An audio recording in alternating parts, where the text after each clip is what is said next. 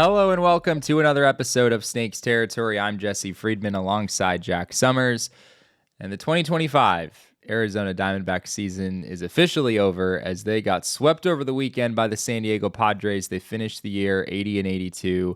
And we're not really going to talk about any of those games, Jack, because frankly, they didn't mean much and they were pretty ugly at the same time. You and I were both there on Sunday. It was not a great day of baseball, not exactly a high note for them to finish on.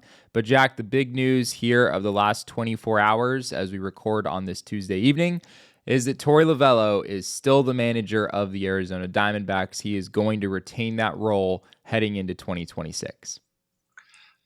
Congratulations to Torey Lovullo. Got a chance to speak with him today after the press conference, and just thank him for being, very open and respectful, and kind of giving me and all the other writers all the room that we needed to ask him whatever questions we wanted.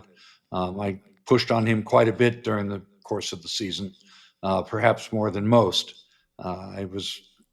Took on the role of maybe sometimes of the spokesman for the fans in certain pointed questions that they wanted asked. And, he took it pretty good. So whatever else anybody thinks about him, just know that, he never gave me a hard time about it. He never complained about it. My press pass was never in danger because I busted his chops about why did you do this and why did you do that. He's a good egg when it comes to that. Now, the managerial evaluations, that's a whole separate topic. But, I'm happy for him as a human being. From my perspective, Jack, the Diamondbacks could have gone either way, and I think it would have been a defendable decision if they had chosen to let Torey Lovullo go. This was his 9th season as the manager of this Diamondbacks team. Obviously, 2023 was really an unbelievable ride, but by and large, the Diamondbacks have only made the playoffs once in the past 8 years. On the other hand, we'd be lying if we said that Torey Lovullo had a solid roster to work with this season. I mean, between the injuries and some of the depth issues that we've talked about throughout the season, I don't know if it really mattered who was managing this baseball team. I don't really view this roster, the guys that the Diamondbacks ultimately had on the field for most of these games, I don't really view it as a team that should have gone to the playoffs. And I'm still, I think in some ways, pleasantly surprised at how close the team made it at the end of the season. Yeah, I mean, the pitching was so poor, especially over the first half. The defense wasn't good. The offense was fine most of the time, very good. But they just did not have enough pitching and defense to be a playoff team throughout that first half of the season. I mean, we've talked about it before. I think that Mike was justified in making the moves that he did. Hindsight's 2020. Oh, well, if you hadn't traded Merrill, if you hadn't traded Naylor, you could have been in the playoffs. But, who knows? They were 51 and 58 at that point, and maybe with the same group of players, they end up 15 games under 500. So, nobody has a crystal ball or a time machine either way to know what would have happened at that point in time. I do think that, it just gets back to what you said is the roster that he had to work with, the bullpen that he had to work with, the injuries that befell the team, and also quite a lot of decisions that most people probably thought Torey was making were not actually his decisions. And we spoke about this before on Saturday morning, because Torey spoke to us on Friday. And I mean, I've always known that was the case, that when it came to lineups and bullpen roles and who's in high leverage and matchups and which matchups to seek out and which to avoid, Torey gets a lot of information. And, if he doesn't go by any of it, then he's going to be in complete odds with the front office. So yes, once he's in the dugout and he's got his card that gives him his matchups, he can make a choice. Do I want to do that or do I want to do something else? Sure. And nobody can stop him at that point in time. There's only, one uniformed manager in the dugout. But as I've said repeatedly, if he didn't use the information and the analytics that the front office is handing him on a daily basis. If he never used it, he would have been fired long ago. So the things that most people were aggravated about with him are actually not his doing. And that's just the actual fact. So I think that, Gambo had tweeted out one of the reasons that Torey was, retained was because it was impossible to really judge and evaluate him based on how many things were out of his control. And he was in part talking about the injuries, but he was in part talking about the structure of this front office and how it works with the manager. He is an extended limb of that front office. He is not an entity unto himself. And it's always been that way. And I think Torey finally speaking out a little bit more about that was simply frustration for him because of all the slings and arrows he's been taking. He's been taking all the blame, and nobody from the front office except Mike will occasionally say, yes, it's my fault. It's my responsibility to give him a better roster. But nobody from that front office is talking about the data sheets and the analytics and the matchup sheets and all of this stuff that they're giving to Torey and telling him to use that to run a game. Nobody stepped out from behind the curtain and said, yeah, that's my team. I did that. So, I think Torey was a little frustrated, and he finally spoke out and said, hey, this isn't only me. I make only X amount % of the decisions here. And many people are shocked to hear that, but know that the vast majority of major league organizations run that way. I can tell you for a fact that Dave Roberts operates under the same kind of parameters as do many other major league managers. There was an interesting moment in the press conference today, Jack. Of course, today was the end of year presser with both Torey Lovullo and Mike Hazen. They both addressed the media. And there was a moment where the sort of obligatory end of season question was asked, will all your coaches be returning for next year? And Torey's response was, I'm very much paraphrasing here, but he was basically like, I didn't know if I was going to be here. I haven't really had time to think about anybody else.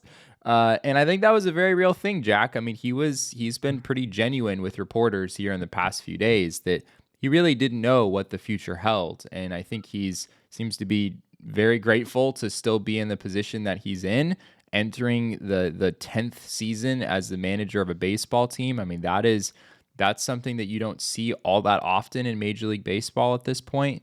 So, yeah, I think Torey, I don't want to say he's surprised that he's still the manager of the Diamondbacks, but he was very blunt that he was not at all sure this is how this was going to go. Yeah, for sure.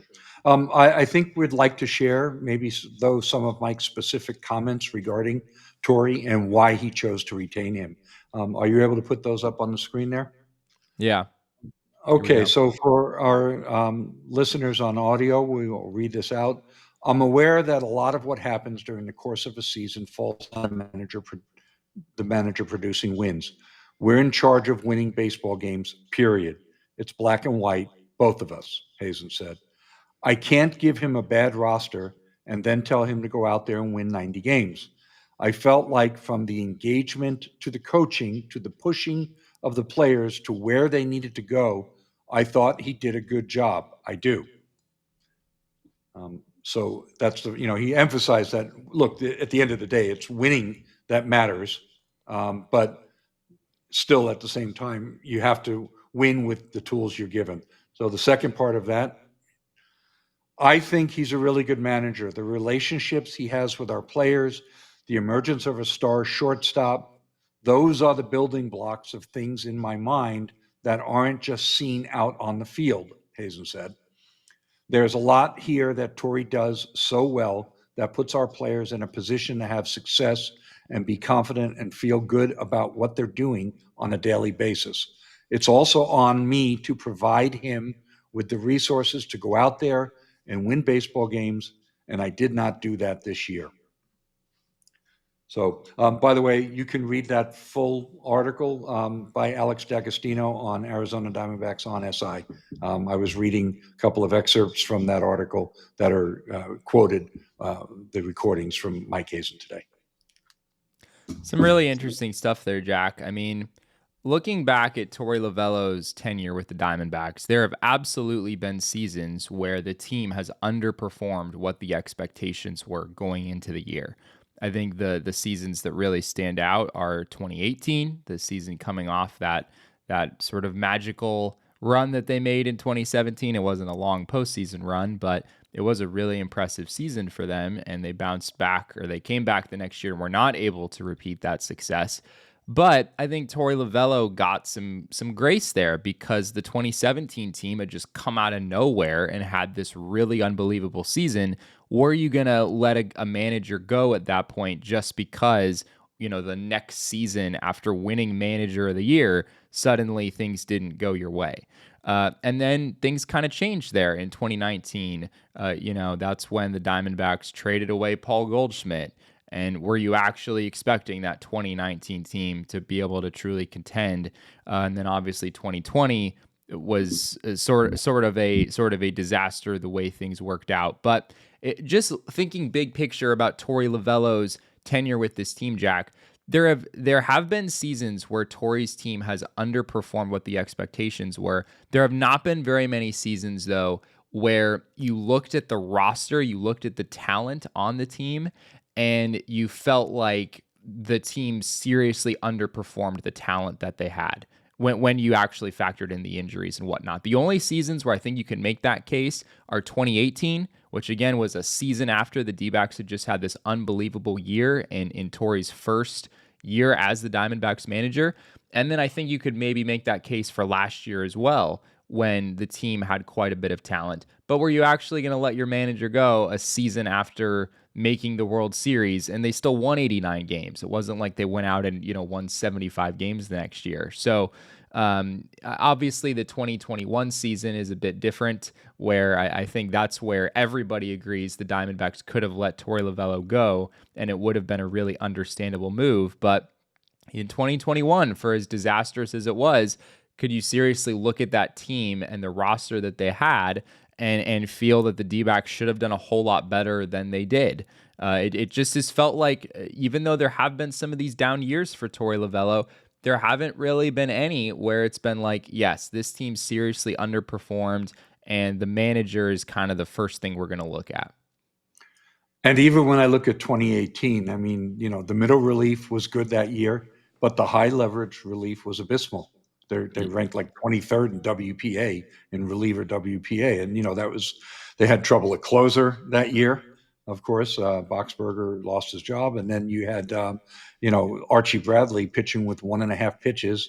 Remember, he had that fingernail issue, couldn't throw his curveball. His fastball was getting lit up. And really, that's when the narrative of Torey having difficulty managing bullpens emerged, because he went back to Archie a couple of times in a row against the Dodgers late in the season, and Archie got blown up. And, that was very much a turning point to that season. But that year, in May, they went through one of the most incredible offensive slumps the team has ever had. One just incredibly bad. And then the offense went back into the tank from about September 10th on that year. They just stopped hitting. And that included Paul Goldschmidt. Goldie was absolutely terrible in May of 2018, and he was terrible from about September, the first week of September on in 2018 as well. I'm not going to blame Torey Lovullo because Paul Goldschmidt and the offense went into a slump. Yeah. So every time I say this, it sounds like I'm being apologetic for him. But the fact is that, over a 9-year period, the Diamondbacks have the absolute worst ranked bullpen in Major League Baseball. They produced 7 WAR, Fangraphs WAR. The next worst is the Washington Nationals at 29 with 11 Fangraphs WAR. And then the 28th team is the Miami Marlins with 17. So not only are the Diamondbacks sitting there with the worst bullpen record for over a 9-year span, but they're 10 WAR worse than the number 28 Marlins. And there's 4 teams that are small, mid-market teams in the top 9. Tampa Bay, Cleveland, Milwaukee, and Minnesota are all within the top 9. So it's not a payroll issue. It's draft, acquire, and develop young pitchers, get enough good guys up here to give a guy a good bullpen. I've been in this business too damn long to countenance anything other than, look, a good bullpen and a great bullpen makes a manager look smart, and a bad bullpen and a bad closer makes a manager look stupid. And I've seen it over and over and over again for 40 years. Yeah. Yeah. I mean, it's almost like the front office has made too many mistakes to really want to point the finger at Torey Lovullo as like the issue for the Diamondbacks in some of these seasons that haven't gone their way. But at the same time, the front office has done enough good things over the years that the front office has stayed intact. I mean, there are some, like, the bullpen issue is a very real thing, but also, Mike Hazen just signed Geraldo Perdomo to an extension, and then he went out and had a 7 WAR season the next year. Right. I mean, there's enough like world-class decisions in there for the front office that it's hard to really blame them for what's gone on either. And ultimately, Jack, I feel like all of this kind of came down to Ken Kendrick and what his perspective on the situation was.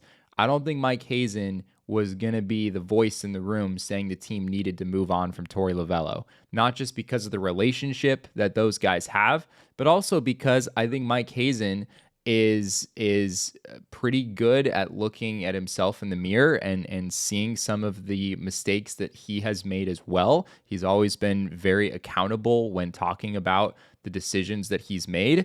And so I don't think that was ever going to come from him. And so it was ultimately, what did Ken Kendrick and Derek Hall think? And obviously they decided that given the injuries with this team and some of the things that were outside of Torey's control, as you said, that this wasn't a year that they were going to make any big moves. Granted, maybe that could change next season. I have a feeling that next season is going to be a key evaluation year, maybe not just for Torey Lovullo, but maybe also for Mike Hazen. Absolutely. I'm convinced of that. I'm also certain that Mike went to bat for Torey with ownership. And that's, he convinced them, or he informed them in a way that put them on the same page as him in retaining Torey. I'm not saying that, they weren't open to whatever it was that Mike used to explain it to them. But I'm sure that, they thought that a change was due, and Mike convinced them otherwise. So that's just the fact. And so now they're joined at the hip. I mean, if they weren't before, they always were. But, Mike's not on his last year. But if this team doesn't win next year, I don't think any of them get to stay. Well, speaking of next season, the stakes are at least relatively high, we think. And they didn't just talk about Torey Lovullo and his future in the organization on Tuesday in this press conference. They also talked about, both Mike and Torey, the future of this organization. Mike talked about what the team's priorities are going to be this offseason as they look to make this team better. So we're going to jump into all of that on the other side of this break. We'll be right back here on Snakes Territory. October baseball is here. The pressure's on, the lights are brighter, and with DraftKings Sportsbook, you're right there in the middle of every moonshot moment. New customers bet just $5, and if your bet wins, you'll get paid out $200 in bonus bets instantly. Download the DraftKings Sportsbook app and use code FOUL. That's code FOUL to turn $5 into $200 in bonus bets if your bet wins. In partnership with DraftKings, the crown is yours. Gambling problem? Call 1-800-GAMBLER. In New York, call 877-8-HOPE-NY or text HOPE-NY 467-369. In Connecticut, help is available for problem gambling. Call 888-789-7777 or visit ccpg.org. Please play responsibly. On behalf of Boot Hill Casino and Resort in Kansas, fees may apply in Illinois. 21 and over. Age and eligibility varies by jurisdiction. Void in Ontario. Bet must win to receive reward. Minimum minus 500 odds required. Bonus bets expire 7 days after issuance. For additional terms and responsible gaming resources, see dkng.co/audio. We are back here on Snakes territory. Jack, one of the main themes of the press conference on Tuesday was defense. And Mike Hazen talked a lot about this, the fact that in the first half of the season in particular, this team did not pick up the baseball to the level that they are looking for. And Mike talked about how that improved in the second half of the season and how that's going to be a big priority going into 2026. Absolutely. It's interesting. I was looking at the two different websites, and Fangraphs has the D-backs defense ranked 11th, and Baseball Reference had it ranked like 23rd. So I thought that was interesting. There's just such a big difference there. And usually this team kind of lends itself more towards StatCast type defensive evaluation, which is what Fangraphs is based on. Baseball References is based on defensive runs saved, which comes from Baseball Info Solutions. It was interesting to me to hear him emphasize it so much. I mean, the problems on defense were certainly there. Mike went on about it in quite a few different contexts. How he felt like the team played very sloppily, especially in April. He talked about how certain games and innings got out of hand, where you might have looked up and thought that the reliever only should have given up 1 or 2 runs. Instead, it was a 5 or 6 run inning, and people's conclusion was that guy can't pitch in the 8th inning. But really, it was the plays that weren't made that were behind it. And he gave a lot of credit to Blaze Alexander for helping turn this defense around. And we saw that, and we talked about that quite a bit at all levels. I mean, Blaze played terrific defense, especially at third base. He made some great plays when he went out to center field. He was solid when he went over to second base, but especially what he was able to do at third base, closing up that hole between third and shortstop and making some plays there that turned things around. And as Mike said, all of a sudden you're running back into the dugout without a run scored, and it was because of what Blaze Alexander did. He had a lot of high praise for Mr. Blaze. I also thought it was interesting. I know you asked a question about the positional versatility of a lot of the players that the Diamondbacks have, a lot of the young players that they have, and how that might be a big advantage going into the offseason, that the D-backs are not necessarily they're not necessarily locked in to getting a center fielder or getting a third baseman or getting a first baseman, because they can kind of move the chips around and fill whatever holes are easiest to fill, I guess.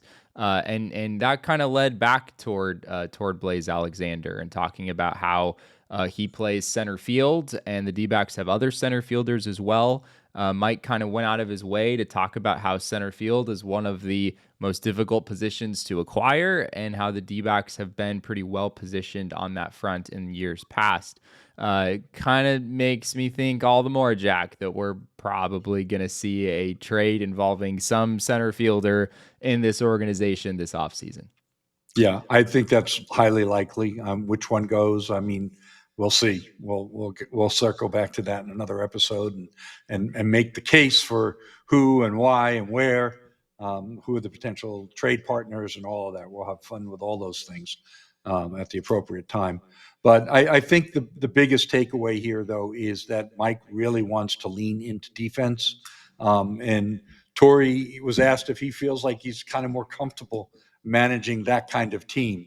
And he kind of qualified his answer, but certainly, after listening to him talk about defense over and over and over, the importance to him. So I think that that's something that they're certainly going to do. I think that they're going to be less oriented towards trying to get sluggers that don't play defense. I think they're going to be more concerned about the defense going forward, and just figure they can make between defense and better pitching and helping the pitching and better run prevention, they'll win as many or more games. I think it also comes down to, look, if you're not going to outslug some of the Dodgers and Phillies over the course of a regular season usually, although the D-backs have scored a ton of runs, but the wins lagged a little bit because they weren't able to pull them out in the tight games, and they gave up leads. It doesn't help you if you score 8 and give up 9. So I think that's they've kind of seen the light on that a little bit. Of course, Jack, you had to ask the obligatory question: is getting a closer a top priority for the team over the offseason? And Mike basically said yes. I guess what were your takeaways from his response to that? Well, he's defensive when it comes to closers, and so he qualified his statements a little bit in between. But when I asked him, I said, "Is it a priority?" He said, "Probably. I think having a closer has definitely set up some of our better bullpens." And then he gave some qualifying statements, and then he said, "I think setting up the bullpen from the ninth inning moving forward makes a lot of sense. I think it's been where we've had success." And then went on, "We're going to be fixated on pitching going into the offseason for sure, both starter and reliever." I think that, look, whether or not he's able to accomplish that, I mean, it's difficult to get a closer and it's risky. I mean, we've talked about it. Some of the guys that were out there, Taylor Scott, Kirby Yates, Hoffman, I mean, those guys didn't do very well. Carlos Estevez had a great year. Aroldis Chapman had a great year. Blake Trinan spent the year hurt. I mean, a lot of the guys the high leverage relievers that made the most money, it's 50-50. It's a crapshoot. You got to make the right choice. And even if you make the right choice, you may get unlucky with injury. That's just the way that goes. But you've got to put your resources into it, is my opinion. The other thing, it kind of the bullpen and the defense discussion kind of melded together for me a little bit. I mean, Mike really emphasized how he felt that the better defense helped the pitching staff and evened out some of the issues with the pitching staff. I think he said, "I do think on a whole our defense was considerably different in the second half. I do think that helped smooth out the pitching that we were all very frustrated by in the first half of the season." And so I think that's probably something that I'm going to look to lean into a little bit more aggressively. But I wanted to look at this because we have ways to. He also talked about like it was a little difficult to tease out where it was the pitching and where it was the defense. But we have some metrics that help us do that. I'm getting it right now. Give me 1 second. Here it is. This is a chart that Jack made that kind of digs into the difference in the pitching prior to the trade deadline and then after the trade deadline. What do you got here, Jack? Okay, so for the folks listening, I have two separate areas split out. I have starting pitching and relief pitching separated through July 31st. And then I have the same starting pitching and relief pitching after August 1. And the key I'm trying to focus in on here is the difference between earned run average and FIP. FIP is fielding independent pitching. It only takes into account walks, strikeouts, and homers allowed, the things that pitchers have the most or all of the control over. They don't have any control over what happens to the ball that's in play and what the defense does with it. So that's how it gets its name, fielding independent pitching. So for starting pitchers through July 31st, the ERA was 4.38, the FIP was 4.33. No difference. They ranked 23rd and 20th. The relief pitching through July 31st was 4.96 ERA, and the FIP was 4.35. And so those both ranked about 26th or 25th in the league. It's certainly well below average. However, the gap between ERA and FIP for the bullpen was 0.61, 0.6 runs. That was a huge gap. That was the fourth highest gap of any team in the league through July 31st. So what is that saying to us? It's validating what Mike said about how oftentimes the defense exacerbated a relief appearance, and instead of the reliever giving up 1 or 2 runs, he ended up giving up 5 or 6, and everyone wondered what the heck happened. So Mike's somewhat validated by that on the bullpen side, not on the starting pitcher side. Now, if we can go back to the chart, let's look at how things looked over the second half of the season. So from August 1 onwards, the starting pitching ERA was 4.1. So remember, through the first half, starting pitching was 4.38. From 8-1 on, starting pitching was 4.10. Thank you, Zach Gallen. The FIP was 3.94. 0.16, not a very big difference there. Then you look at the relief pitching. The relief pitching was 4.56 ERA in the second half, 0.4 runs lower than the first half. The FIP was 4.43. So again, not a very big gap. The FIP was marginally worse than actually the first half. So what I'm looking at here, what these numbers mean to me is there wasn't that big a difference between the FIP and the ERA, and that kind of helps smooth things out. Really, the only place that I saw a big difference where the defense really impacted the pitching was on the bullpen side in the first half of the season. Yeah, really interesting stuff there. It is also interesting to me that the ERAs are all higher than the FIPS. Never in none of those numbers were the Diamondbacks able to actually match or outperform the FIP, which has been a trend with this team here for the last couple of years. Seems like the underlying numbers always say that their pitching should be better than what it is. And that just has not been the reality for them the past couple of years. So yeah, I guess as far as the closer situation is concerned, Jack, it's definitely something that the Diamondbacks would like over the offseason. Based on what Mike said, it's not something I'm banking on. I mean, I think the D-backs have a number of different holes that they need to fill this offseason. The bullpen is certainly one of them. Whether that leads them to get an established, well-respected closer who is, frankly, going to be expensive, I wasn't real convinced from what I heard that that's something we should all expect. Yeah, I think that it's going to be difficult to acquire. Look, Torey gave kind of a chuckle when this topic came up. And, he said, I mean, I know for a fact that Torey prefers to have a closer. I mean, it's not his choice. It is not Torey Lovullo's choice to have bullpen by committee. That's a front office thing. Okay. And even one time, I remember Mike saying almost sarcastically, well, Torey likes to have a closer. And so let's be clear here. Torey wants a closer, and I think that's why he was laughing, because he kind of chuckled a little bit, because that's a sore point between him and Mike. That's just something that they've never agreed on. Mike and the analytics team have always believed in the committee approach. They don't think it has to be one guy. But at the same time, Mike did speak today about the fact that, hey, there's a difference between getting outs in the 7th and 8th inning when you've got somebody backing you up versus, being the last man standing in the 9th inning. And it's a makeup issue, and it's just hard to quantify. I don't think it's that Mike doesn't believe that having a good closer is important for your bullpen. He said our best bullpens have been when we had a good closer.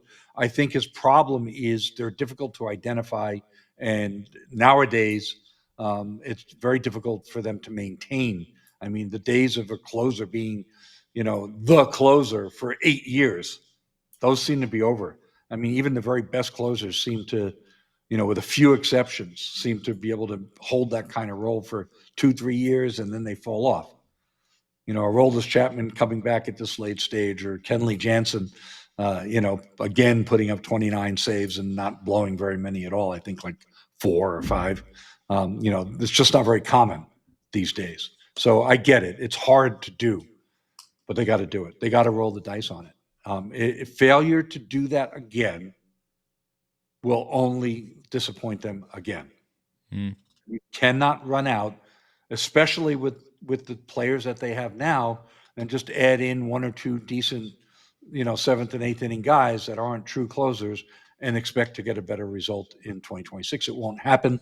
I'll stake my reputation on it. There is no way they're going to have a successful season and get back to the playoffs running a bullpen by committee. Can't do it.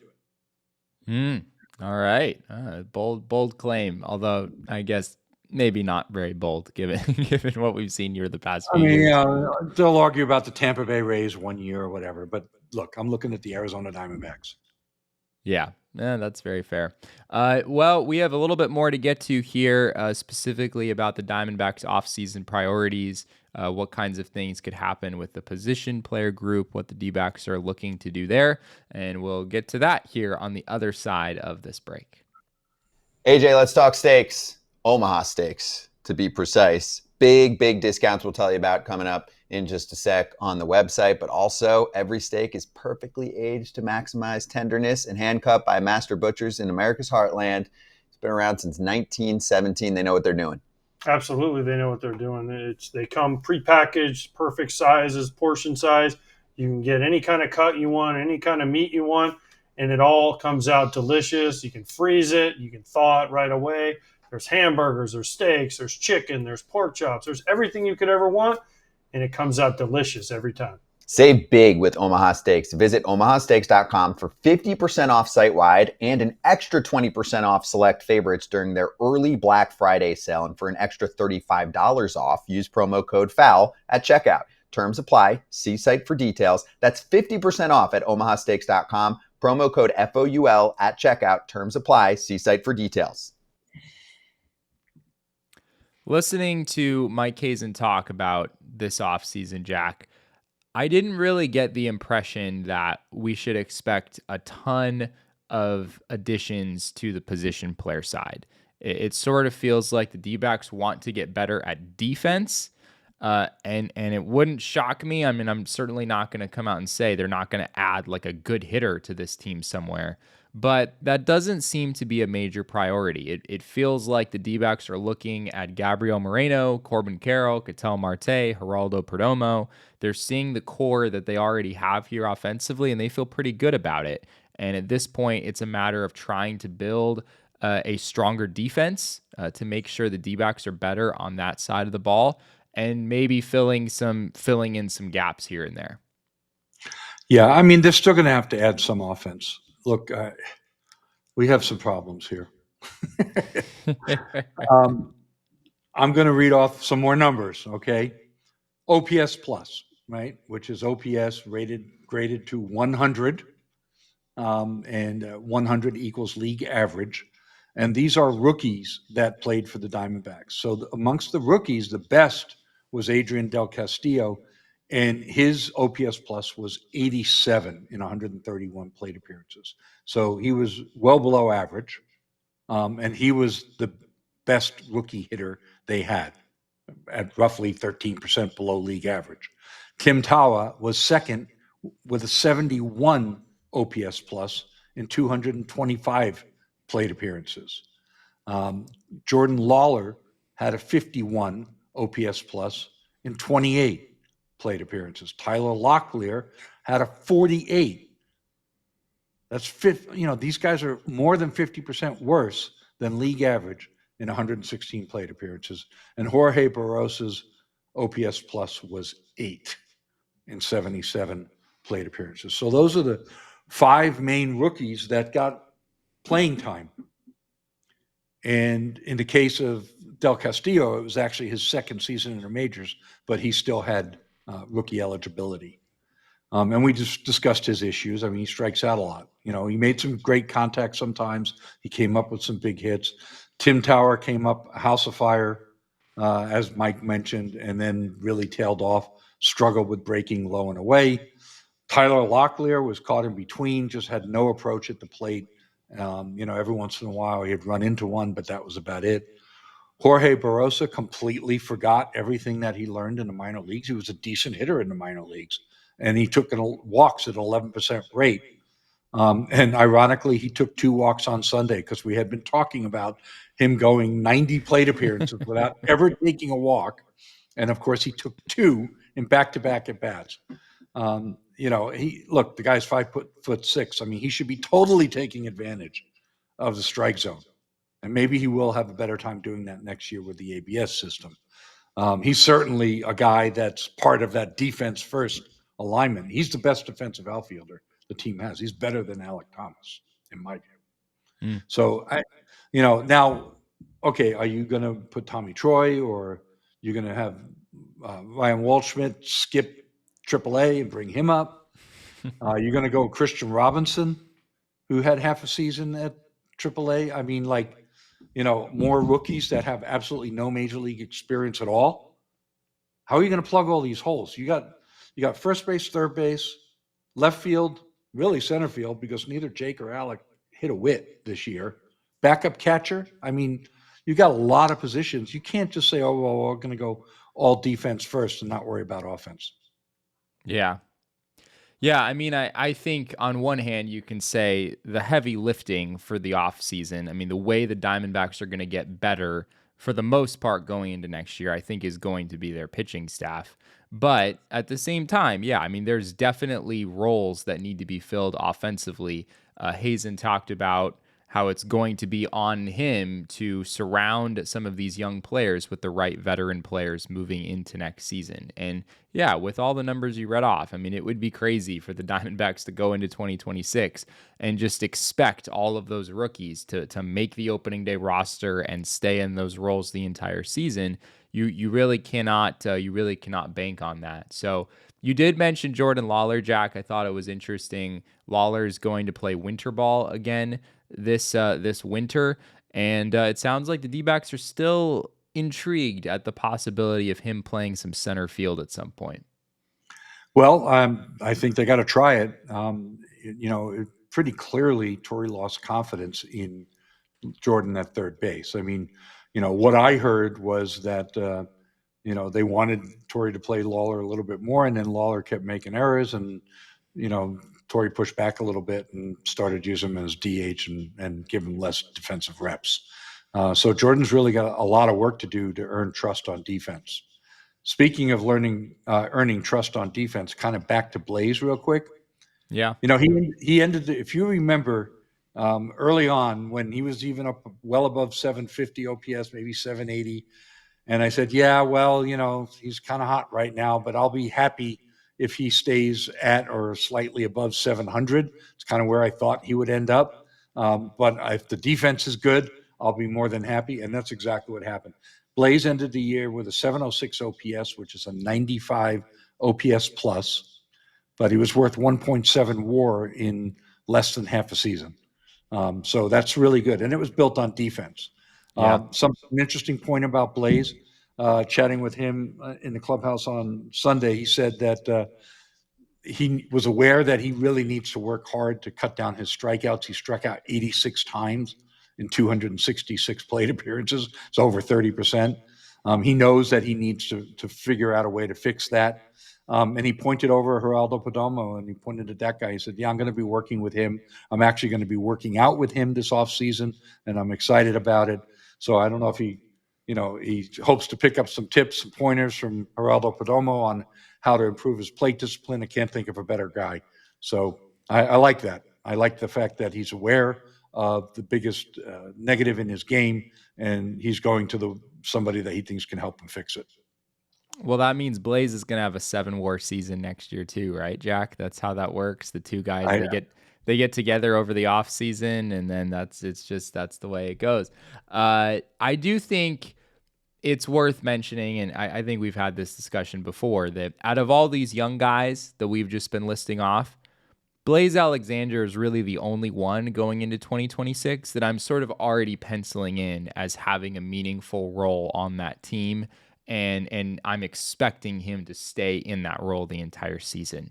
Would it shock me if one of those other guys, if Tim Tawa figured some things out, if Jordan Lawlar figured some things out, was able to stay up and play a meaningful role the whole season? I'm not going to be shocked if one of those other young guys steps up. But based on the numbers that you read out earlier, Jack, I mean, we can't look at this with rose-colored glasses. I mean, Blaze Alexander was the only player out of that young group that came up in the second half and got that opportunity and really ran with it and proved I belong at this level. And even as you said, that doesn't mean that Blaze doesn't have some flaws in his game. I mean, his career numbers against right-handed pitching, there's still a lot for him to prove there. He's done a lot of his damage against lefties. As you said, there's still, I think, just too much swing and miss in general. But with what he gives you defensively, it already feels like there's a decent utility player developing there, and maybe he can get to more than that. But yeah, I mean, there's a lot of other positions that the D-backs will need to fill going into next season. I'm just not sure that any of those guys that they get to fill those positions are going to be marquee type players. I think we're probably looking at more, veteran types who are solid. Certainly, they're going to be looking for good defense, but more so moves around the margins than anything else. So basically, it's a lock that they're going to go out and sign Pete Alonso to play first base. Correct. Yes. After I said that, that is probably what will happen. That thought did occur to me when he officially declared in his post-game presser the other day after the Mets were eliminated that he was opting out, which granted, that was not shocking at all. But I was like, yeah, the Diamondbacks could sort of use a Pete Alonso, couldn't they?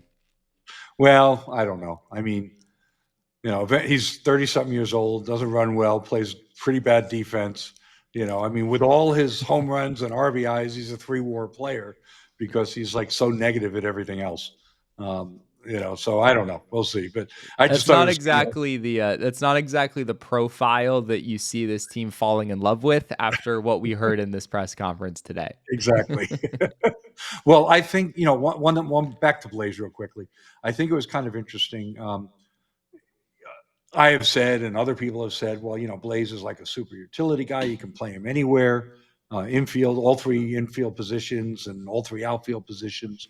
He could be your Chris Taylor, et cetera, et cetera. But Mike kind of said, well, maybe kind of giving Blaze almost all his innings at third base is what helped settle him in. So based on Mike saying that, I would not be surprised if they just go back to Blaze. Okay, you're my third baseman. I like you mentioned my question to Mike. I was wondering if all this positional flexibility allows him to target any player based on opportunity instead of having to, I got to find a first baseman, or I got to find a third baseman, or I got to find a left fielder. Just, hey, seize the opportunity. If I get a good player that plays decent defense and can get on base and maybe give you a little bit of pop, and that guy isn't going to cost me an arm and a leg in free agency, or the prospect cost to get him isn't ridiculously high. And I use the phrase bang for the buck. And I think he kind of misunderstood what I meant when I said that, because he said, no, we got to get good players. And I wasn't talking about scrap heap veterans when I asked that question. What I meant was just being able to find a good value player, somebody that might be a little undervalued in the market. There's always somebody somewhere is undervalued, but you might not be able to go for him because if you had, Matt Chapman as your everyday third baseman in a healthy season, and there's a really undervalued third baseman, that doesn't do you any good. Or vice versa. If you had the best first baseman in the league, it doesn't really do you any good if there's an undervalued first baseman out there. But where they're at with the fact that they got a number of holes and they have the guys that they do have all this positional flexibility, it's like it doesn't matter what position they play, just get a good player. Right. And I think that should give them a little bit of an advantage in that they're not locked into having to fill a position. Yeah, I think that's very well said. It reminds me of the Ketel Marte center field versus second base debate from 6 years ago when that was still a thing. I was sort of the belief that, you should probably play Ketel Marte in center field because if he can do it, then, I mean, that's just a more valuable player. It's just harder to find center fielders, especially at that star caliber level than it is to find a second baseman who can step in and be decent for you. So they are in an advantageous position there, I think, where if they find a center fielder who's undervalued, if they find a left fielder, if they find a third baseman, you're absolutely right. I think they would be in good position to capitalize on whatever opportunity might present itself. Yeah, I mean, look, if there's a really good third baseman out there that they somehow, maybe some team has a really hot rookie that's coming up. I haven't looked at all the positions. I'm just giving an example. If maybe some team has a really hot rookie that's coming up at third base and they want to move their solid veteran, and the price isn't that high, then if you get the opportunity to get that guy, then you don't worry so much about moving Blaze off third base as long as the defense is good. Right. Yeah, totally. Well, we, of course, have an entire offseason ahead of these types of conversations, diving into all of the hypotheticals of what the Diamondbacks could do this winter. As we said in our show the other day, we are just decreasing from 3 shows a week down to 2 shows a week. So we will still be here very regularly throughout the offseason. And of course, any news that breaks, we'll try to react to that as soon as we can. We're not going anywhere anytime soon. We'll maybe talk about what's going on in the postseason picture every now and then as well. But as always, you can find us over on social media. I am at Jesse N. Friedman. Jack is at ShoeWizard59, and our show is at Snakes Territory. If you haven't already, be sure to like this video and subscribe to our channel if you're joining us here on YouTube. And make sure you have alerts on as well. We've heard from people that depending on what your settings are, you might not actually get a notification every time a new show drops. So be sure to hit that bell if you have not done that already. You can, of course, find all of Jack's great written content about this Diamondbacks team over at Arizona Diamondbacks on SI. That's si.com/MLB/Diamondbacks.